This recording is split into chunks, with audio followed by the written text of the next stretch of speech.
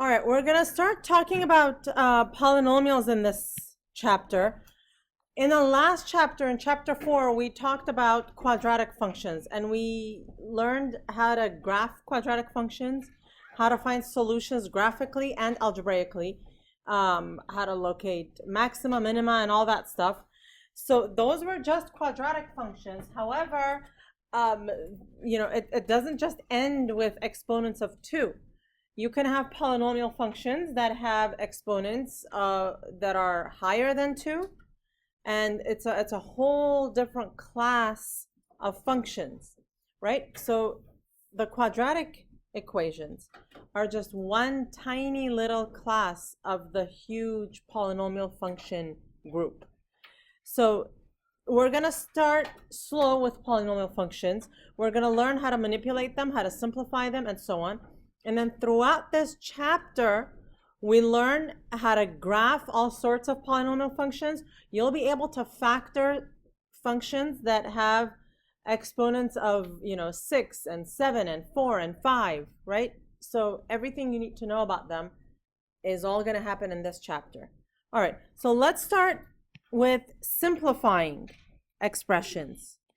When you simplify an expression and you get your result, you know that it's simplified when you've gotten rid of the parentheses, when you've combined like terms, and when you've gotten rid of all your negative exponents. All right, so this much it should be a review. So let's quickly go through these. If I have a product of powers, so this in itself is a power, something raised to an exponent, the whole thing is called a power. This is another power, and if I multiply two powers, so for example, if I have x cubed times x to the 5, how many total x's would that be? X to the 8, right? You add the exponents. And if I'm dividing them, x cubed over x to the 5th, what would it be? Subtraction. And what is the difference? Well, how much is the difference between 3 and 5? It's 2. And because, so does the numerator or the denominator have the higher power? The denominator. So that 2 would be in the denominator. It would be 1 over x squared. As opposed to, if I had x to the 5 over x cubed, I look at the two exponents. It's a 5 and a 3. You have to do it practically. Look at the two exponents. It's a 5 and a 3, right? The difference between them is 2. And then it's like a tug of war. Does the top win or the bottom win? Well, the top wins because it's got more x's, so the x squared goes on top. Okay? Now, negative exponents must be simplified. And if you have a negative exponent, you can make the exponent positive by reversing its location between the numerator and the denominator. So for example, if you look at, on the right side, if you have 3 to the negative 5, you can move the whole power to the denominator and it becomes 1 over 3 to the 5. Similarly, if the negative exponent is in the denominator, the whole power moves up and becomes positive. All right? Okay, now, what if you have a power of a power? So suppose you have x squared cubed, right? Let's write this out. So if you have x squared, how much is that? So x squared cubed, first of all, if it's cubed, it means we have 3 of them, right?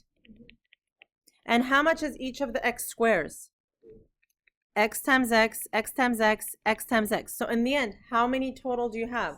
6 of them, right? So you would have just multiplied it, okay? Now, power of a product. If you have 2 elements that are being raised to the same exponent, who does that a belong to? Both of them, so they each get an a. And it's the same if it's being divided. They each get an a. Okay? Now, what if the exponent is negative? They each get a negative a, which means the whole thing flips. So let's take a look at that one. Suppose I have 3 over 5 to the power of -2, right? Well, first I want to get rid of that negative. So what I do is I flip the fraction and I get 5 over 3, and now the exponent becomes what? +2. All right? And what's anything to the power of 0? 0. It's 1. Right? Anything to the power of 0. Why? Let's take a look at that for a little bit. Suppose I have x to the 5, right? Divided by x to the 5. Now don't go and cancel. Let's do it using exponents. This is really what? X to the power of 5 minus 5, right? Which is what? Which is x to the 0, right? However, look, if you look in the beginning, x to the 5 over x to the 5 is what? 1. It's 1. Do you see that? So that's why x to the 0 is always just 1. Anything to the 0 is always just 1. All right. A monomial is a number or a variable. So basically it's when you have products of numbers and variables, okay? And they are not separated by pluses or minuses. Okay, how do you know if you've simplified a monomial? Well, when you look at the monomial, there should not be any powers of powers. Each variable can only appear once. All fractions must be in simplest form.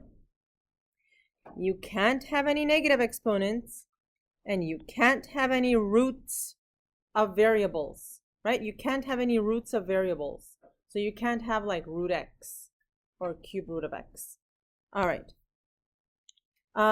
So let's do this one here. And I believe there are parentheses around, right? Okay, so what I like to do is do each variable separately, right? If you take a look at the a's, I have a to the -3 and a to the 2. If I add the exponents, it's a to the -1. The b is alone, so I just copy it over, and so is the c. Okay, now, what do I do with the... Well, since you can't have that, Right, so now I need it to... has to be e to the 4th over a. Exactly. Whatever has a negative exponent now needs to move down. So you have to do each one independently. So a to the -1 moves down and you get a to the 1. B is good, so it stays. C to the -1 moves down, so it's C to the 1. But of course we don't write the 1, so it's just B over AC. Oh, B to the 4 AC. Oh my. B to the 4. Okay? All right. So here, okay, I have an n squared and an n to the 10. What's the difference? How much is the difference between two? 8. 1 over n. Right? The difference is 8. And because the bottom one has the higher exponent, it stays on the bottom. So n to the 8. 1 over n to the 8. All right, here, who does that 2 belong to? All of them. So I get 3 squared, which is 9, a to the 4th, and b to the 8. So it's 9a to the 4 over b to the 8. Okay? Yeah. All right, so let's talk about the degree of a polynomial. This is just the highest exponent of a monomial, right? So let's first talk about what is a polynomial and what is not a polynomial. So a polynomial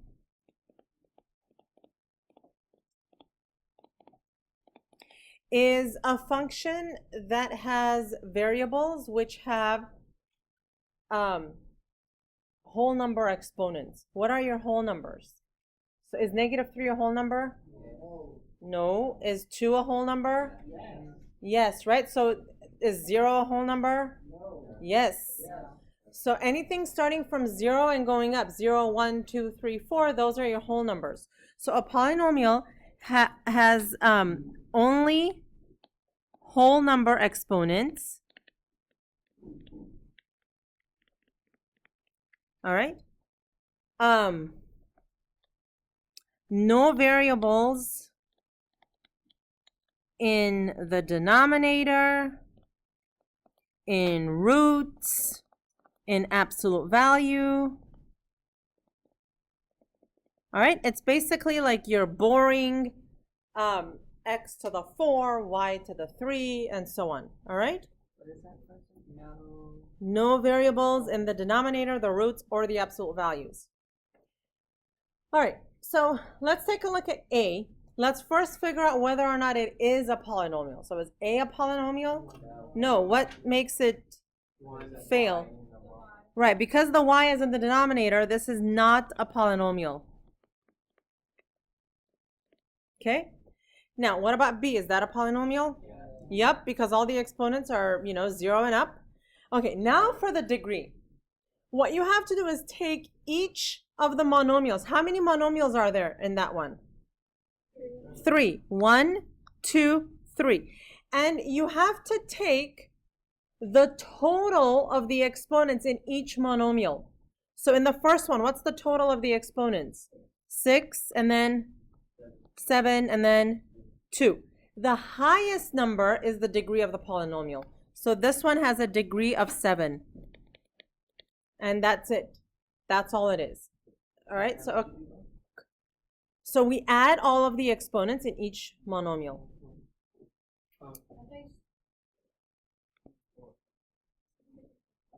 Okay, so let's add and subtract polynomials. We're going to subtract these, combine the like terms, blah, blah, blah. I know you remember from Algebra 1. What do we do with the negative in the middle here? Distribute. So I get from the beginning negative x squared, negative 3x, positive 4, minus x squared, minus 2x, and minus 5, right? Plus 5. You are listening. Okay.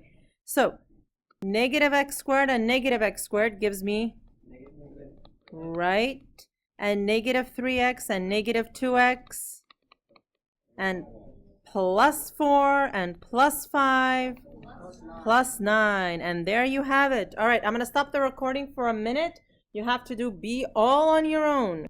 Okay, so we have 3x squared minus x minus 5. All right. Why? It's not a FOIL.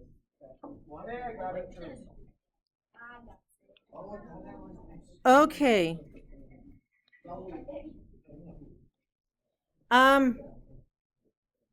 Let's take a look at this one. So here I'm going to distribute a monomial. Okay. Each one gets the same. In the first case, it's going to be 4 over 3 times 6, which is what? 8. And it's 8x to the power of 4. Now, we have a plus times a plus, so it's a positive. 4 over 3 times 9.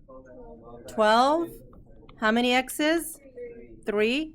Now I have a plus times a negative, so it's a minus. 4 over 3 times 12.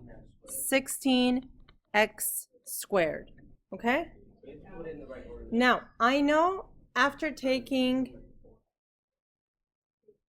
Now, I know after doing the last chapter, you are so prone to just factor. It's like a reflex. We're not going to do it here because now we're just doing the opposite. We're just multiplying. So, what do you call it? Resist that urge to factor. Just leave it this way. Okay? So, do I have my parentheses in the right place here? Okay. So, we're going to distribute this. And what we're going to do is we're going to take each of first the number, then the variable, in each of the variables independently. So negative 3 doesn't have anything to multiply with, so it's just negative 3. Now, a to the minus 3 times a to the plus 3 is a to the 0, which is 1. Okay? And then I have b squared times b is b cubed. I'm just putting in one more intermediate step. You don't have to write it by any means. All right, so the next term, plus, the 4 doesn't have anything to multiply with. All right, I have a to the minus 3, a to the positive 2, so it's a to the minus 1, right? B squared times b to the minus 1 is b to the 1. Now, minus 5 times a to the minus 3 times a is a to the minus 2. And b squared times b to the minus 2 is b to the 0. All right, let's do some simplifying. Yes. I have a question. Would it be possible to put Don't drop that shit. the outside? Here we have negative, okay, so it's negative 3 times b cubed, because a to the 0 is just 1, plus, okay, now in this monomial, the 4 stays on top, the b stays on top, and the a moves to the bottom, minus, I have a 5 over a squared, and the b to the 0 is just a 1. So that's what I have, okay? And you don't have to go and do a common denominator. You don't have to go and do anything else. Just leave it the way it is, okay? Yeah. If you do a common denominator, would you take off? No. Yes. Well, that's what I was just saying, is you don't have to do a common denominator. You could just leave them as distinct terms, squared. But you don't have to, okay? All right. In this case, we're gonna multiply these. So you can use the FOIL method for the first one. All right, so the first terms, right? 3x times 2x give you 6x squared. And then outer terms give you what? Plus 15x. And then the inner terms, negative 8x. And the last terms, negative 20. Now, right, so usually, not all the time, usually you're going to have some terms that combine. It's not going to happen all the time, so don't look for it all the time, okay? So here we have 6x squared plus 7x minus 20. All right, in the next case, it's similar. What we're going to do is we're going to distribute each of the terms in the one parenthesis to each of the terms in the other. I like to distribute the smaller one into the bigger one. So what I like to do, and the reason why I put it in this order is so you also get used to distributing to the left. So what I'm going to do is I'm going to take this x, right, that's in the second one, and give 1 to each over here. So I get x cubed plus 4x squared plus 16x. Then I take the negative 4 and do the same. Give 1 to everybody. So negative 4x squared, negative 16x, minus 64. All right, now x cubed, and the 4x squares go away. The 16x's go away, minus 64. All right? Okay. All right, now this last one, there are several ways of doing it. You could simplify the inside first, then apply the negative 3. You could apply the negative 3 first. It really doesn't matter. I'm going to simplify the inside first. Okay? So inside, you look at the numbers first. The 2 and the 3 stay as they are because they're already simplified. Now, I have x squared and x to the minus 4, right? How many total x's will be? X to the 6, right? Because it's going to be x squared, and then the negative 4 moves up, so it'll be minus 4, so x to the 6. Yeah, let me write bigger.